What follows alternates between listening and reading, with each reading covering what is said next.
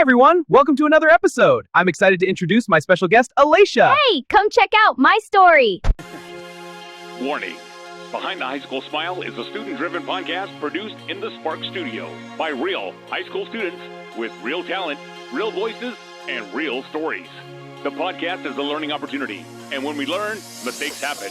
We take ownership, we learn from them, and we keep moving forward. You may notice when the video looks slightly out of focus. No, it's not your vision. It's part of the learning process. The story being told is simply too important not to share and too important not to tell. Welcome to Behind the High School Smile, a podcast where we go beyond the hallways, the grades, and the highlight reels to hear the real stories students carry every day. There is a space for honesty, growth, resilience, and hope where voices are heard, stories are honored, and no one has to pretend they're okay all the time. Because sometimes the most important conversations happen when we look a little deeper. This is Behind the High School Smile. Hey, good afternoon. We're back with Behind the High School Smile and another podcast, another new guest, and another Behind the High School Smile.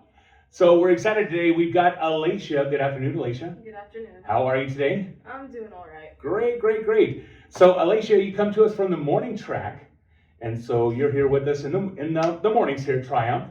And it's always exciting to see you. Actually, you're track 2, so you kind of do morning and afternoon, right? Yep. Tell me how that's working out.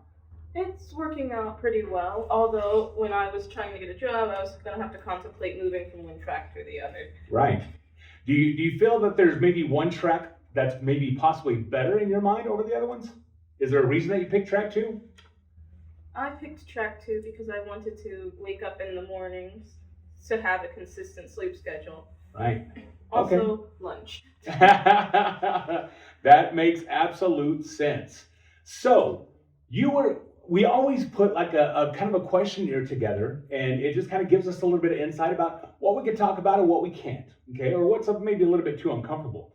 And so we never want you to be uncomfortable. So if there's something that I do ask and you're just a little cringy on it, just let me know, all right? Mm-hmm. So you often describe yourself as a storyteller and someone who enjoys other stories. And so tell me a little bit about that. Why do you say you enjoy storytelling and listening to other stories? Well, that's because my earliest memories of being like online or things in general is of stories or books. Sure. Because I have a very active imagination, so I would either make stories in my room as a little kid, like down to 7 years old, maybe younger. Right. And the first ever nightmare I've ever remembered was about a story. Well, you're honestly very good at the storytelling aspect. So I've read your stuff, and also you told me about some of the stories. So it's often very exciting to just hear you talk about those things. And it kind of gives us as teachers a little bit more insight into kind of who you are. So tell us a little bit about maybe who you are as your high school spirit and how you've come out over the past, because I started working with you last year when I arrived here at Triumph, but you were already here before me. So how's it worked out so far as your high school spirit and who it's building you into be? I've gotten better at socializing and talking to others a lot more easily, understanding different things, knowing how to ask for help, when to. And I've developed better in doing things in school, which has helped me in real life in different ways. Most definitely. Well, that's really what it's all about, Alaysha, and you know that because we talked about it in depth about what Behind the High School Smile actually is. And there's a lot that goes on. And so you've shared some of that with us, or with me rather, but I want to share it with the other people that are viewing the podcast and listening to the podcast today. So what does actually Behind the High School Smile mean to you? When you hear that and when kind of you see our posters and things, what does it actually mean to you, Alaysha? I guess it's more so behind what's always seen to be there. Because You hear about like school, you hear about high school, you hear about like the fantasized version and then the curse version. Okay. You don't really hear of the in-between of like the normal stuff.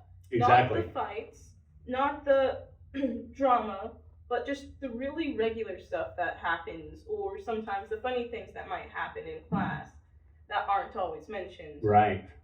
And those are things that are kind of hidden behind the bigger scenes. Absolutely. Well, and it makes sense because as teachers and educators, we only know one side of the story most oftentimes. And that's the story of the education scenes. But there's so much to you guys as students that you really bring to the table. And I think that that's important. So let's talk about for a minute, Alaysha, the struggles that you've had to endure, maybe in high school, and maybe did it start a little bit earlier? And tell us about some of those struggles. Right. One struggle that I've had ever since elementary school, Mhm. or start of school in general, was because I didn't have my mother in my life. Okay. So apparently, I'm saying apparently because I still don't properly understand it, this caused me to have trouble regulating my emotions, Sure. which affected my behavior throughout elementary school all the way to now, Okay.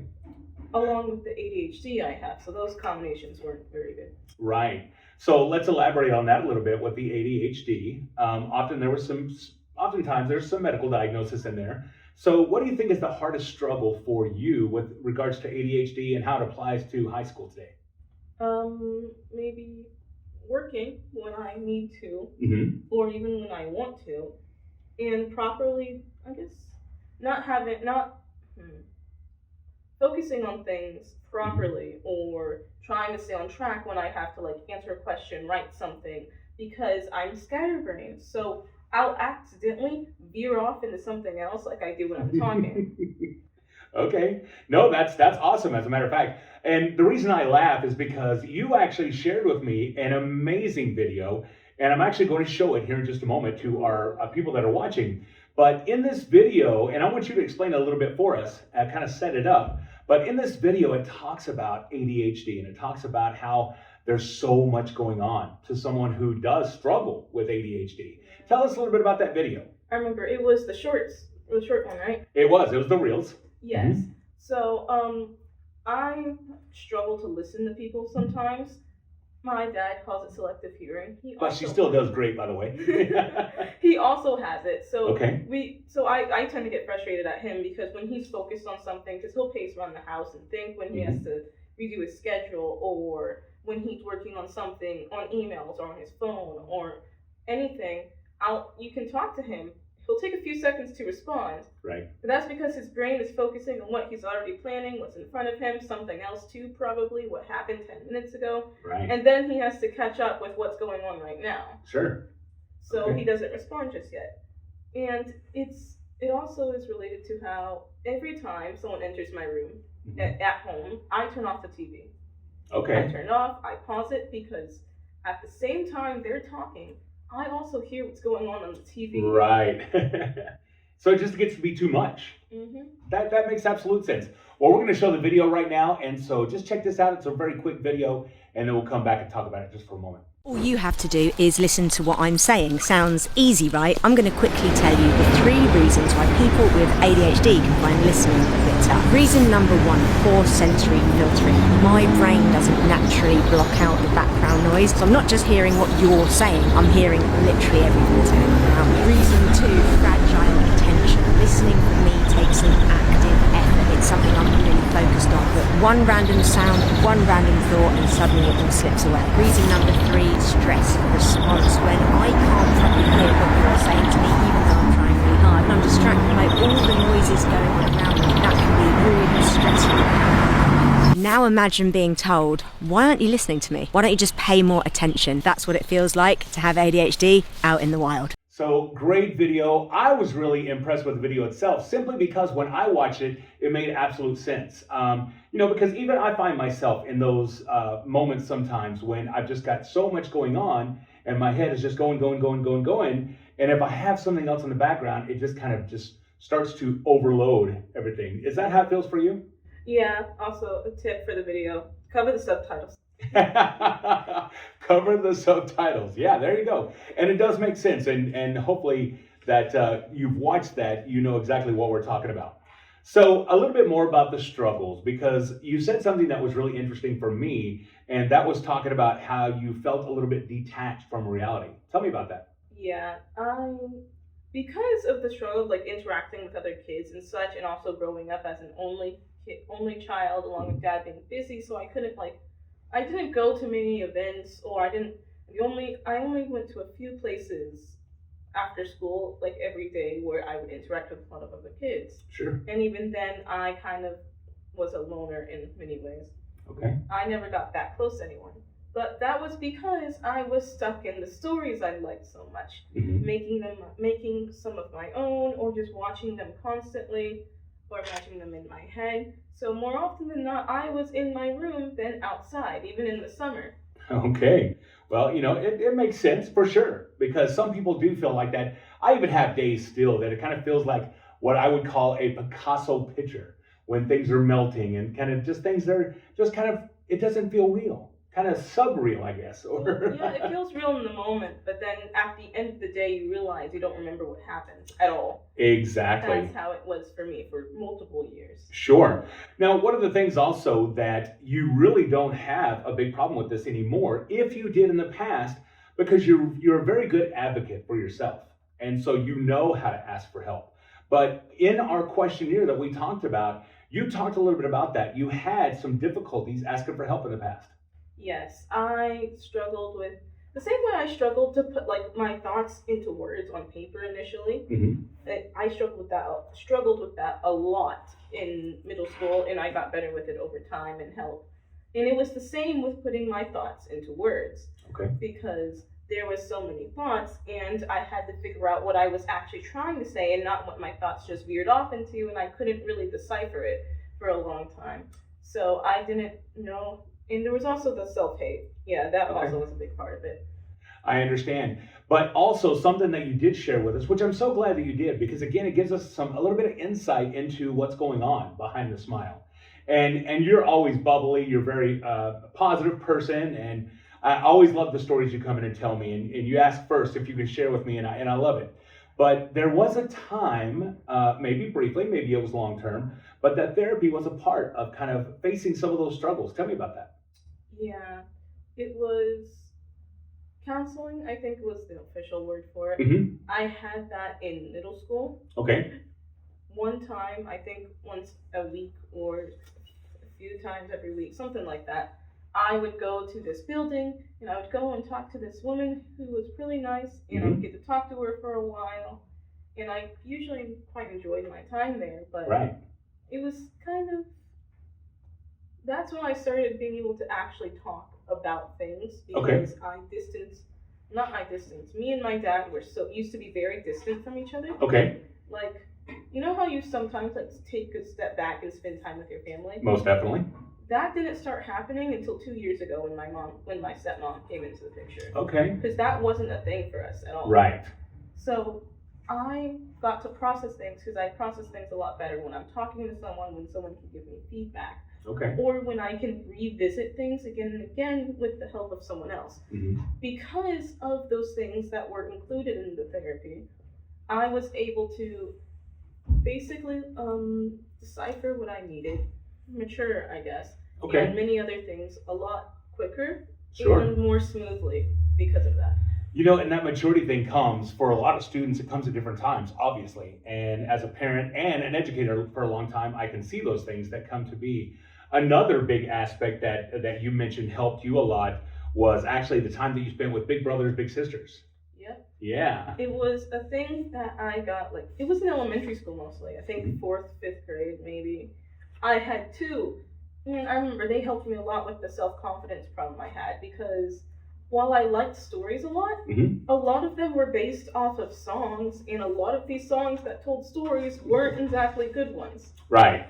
So, unfortunately. Yeah. Along with that community having like a lot of like, teenagers kind of ruined it a bit. So I was exposed to things I probably shouldn't have when I was a kid, which affected me. Right. Along with a lot of the stories being pretty sad or negative. Okay. And it's kind of like, the Jim Bro thing that's new. Right. Technically new. Where just certain things are seen as cool now, or like baddie, or those things that you wouldn't really see them as like good in the past, but now they're seen in a more positive light, despite technically not being so. Right. And because of like that influence in general, I was exposed to that probably about as young as 5, 6 years old. Okay. And I grew up with that. Okay. Along with the problems I had on like remembering stuff, because I didn't realize I had ADHD until middle school. Right. My dad knew, but he didn't find the right time to tell me, so I ended up finding out from a teacher who also had ADHD. Okay, I gotcha. So, especially with so many students these days struggling with this, and it's not uncommon by any means, but we're so glad that you chose to be with us on Behind the High School Smile and really just give us a little bit more in depth behind who Alaysha is and the high school student and the person behind the high school smile. But let me ask you just a couple more questions. We'll start kind of wrapping up here. But what do you think, because at one time you struggled for asking for help, but why do you think that other students struggle with that so bad? Because that is a very difficult issue. A lot of students will not ask for help. Even when we ask, does someone need help? What do you think about that?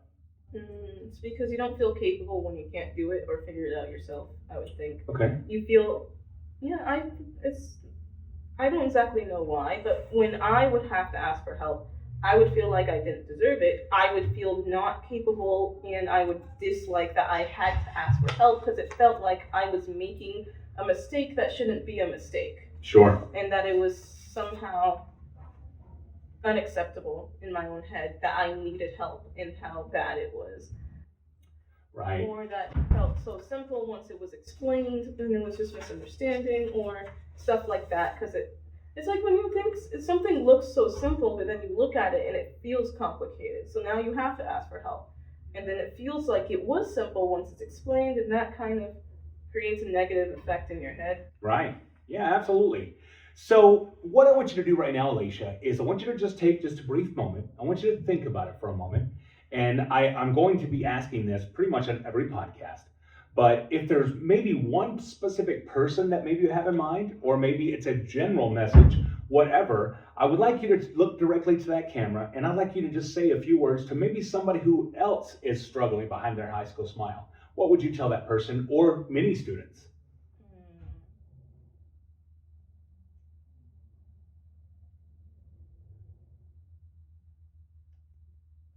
Some motivation from Alaysha. This is hard. It's okay. There's a lot to Yeah. say. So basically, give a little bit of an encouraging word, because there was probably a time when you would have never done anything like this. It would be too uncomfortable for you, but you've really stepped out of your comfort zone. So is there just maybe one sentence, one encouraging word, anything you'd like to say to somebody out there?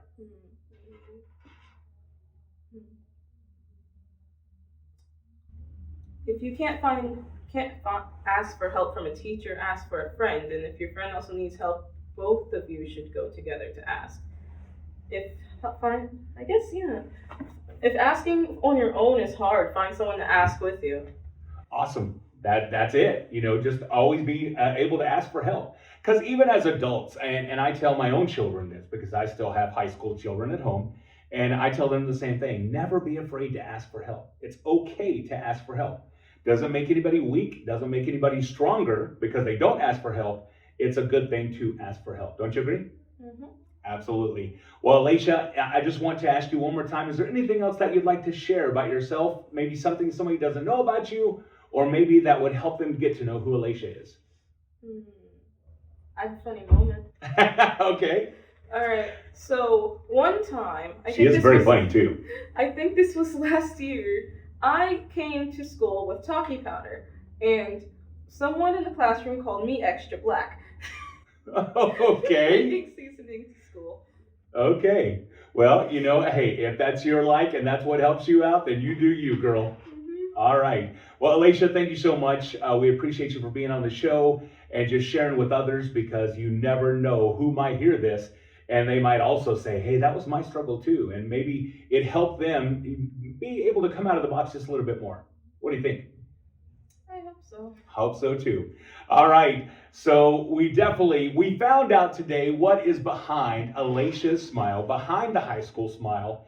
And we know that moments like these are truly powerful. And we also realize that those things that people consider as weaknesses, they're not weaknesses. It actually is strength to be able to do this and to actually find out what is behind the high school smile. We'll see you again next time. And so if you're interested in being part of the show, you want to be on our podcast, I'd love to have you come and sit in our comfy chairs, and we'll have a great time discussing what is behind the high school smile. We'll see you next time. Thank you for listening to Behind the High School Smile. If today's episode resonated with you or reminded you that you're not alone, share it with someone who needs to hear it. And if you have a story to share, a journey worth telling, or a voice that deserves to be heard, we'd love to hear from you.